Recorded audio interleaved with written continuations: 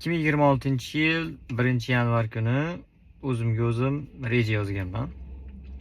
2026-yilda birinchi qilishim kerak bo'ladigan ish, asosiy meni vazifam kontent iste'molchiligidan kontent chiqaruvchiga aylanish deb vazifa qo'ygandim. Hozir 2026-yil 22-aprel, ya'ni 4-oy. Tez orada 5-oy keladi. Ya'ni mana shu kontent iste'molchiligidan kontent chiqaruvchiligiga o'tish uchun menda 5 oy vaqtim zoye ketdi. 5 oydan beri tayyorlanaman. O'zimcha rejalar qilaman.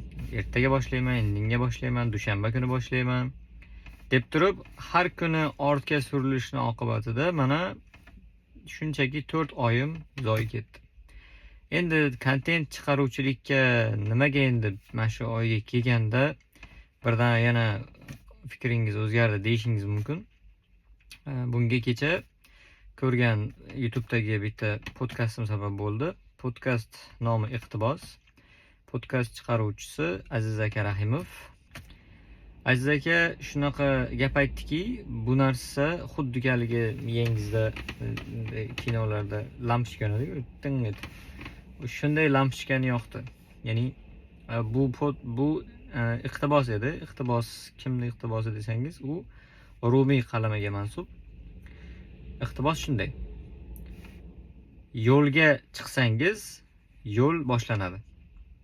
Ya'ni siz yo'lga chiqsangizgina yo'l boshlanadi. Ya'ni meni kontent iste'mol qiluvchidan kontent chiqaruvchiga aylantiruvchi yagona sabab, yagona yo'l bu kontent olishim.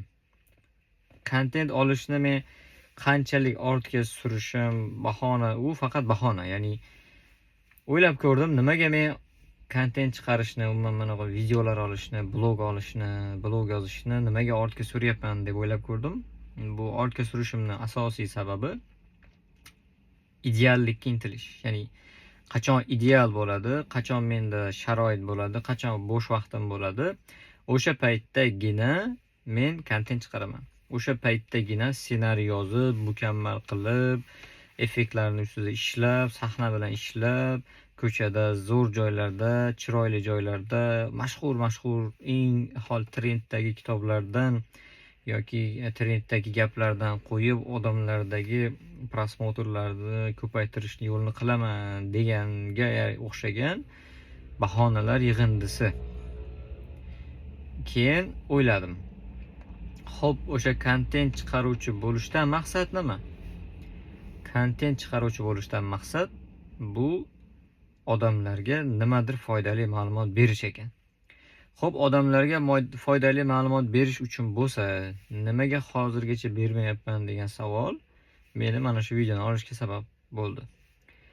Endi sizga ham xuddi shu narsani ulashmoqchi bo'lgan narsam, iqtibosdan agar ma'no chiqaradigan bo'lsak, hayotda bir ishni boshlamaguningizcha u ish haqidagi o'ylar faqat xayolingizda qolib ketaveradi. Ya'ni qachon u ishni boshlaysiz, qachon u ish tomonga qarab qadam bosasiz, keyin u ishni keyingi bosqichga o'tasiz. Ya'ni u ish boshlanadi, u ish amalga ko'chadi.